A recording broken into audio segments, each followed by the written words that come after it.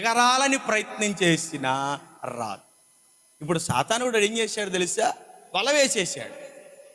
ఈ వల వేసేసిన తర్వాత ప్రతి యవనస్తుడు, ప్రతి బిడ్డ ఏమవుతున్నాడు? ఆ వలలో చిక్కుపోతున్నాడు. ఎందుకని? ఆ వల అనేది కనబడనివ్వకుండా, తెలియకుండా వాడు వేస్తున్నాడు.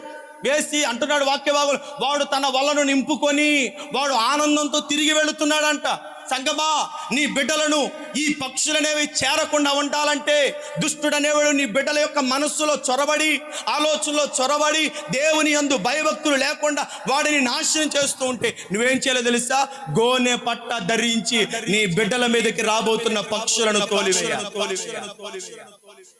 పక్షులను తోలివేయాలంటే తోలివేసినప్పుడే నీ బిడ్డలు క్షేమం, వాక్యమందు ఎదుగుతారు. వాళ్ళు నీ భోజనపు బల్ల చుట్టూ నీ బిడ్డలు ఫలించే వలీవం. అలా ఫలించాలంటే, ఫలభరితమైన జీవితం కావాలంటే మనిషిని ఫలింపజేసేది ఏంటో తెలుసా?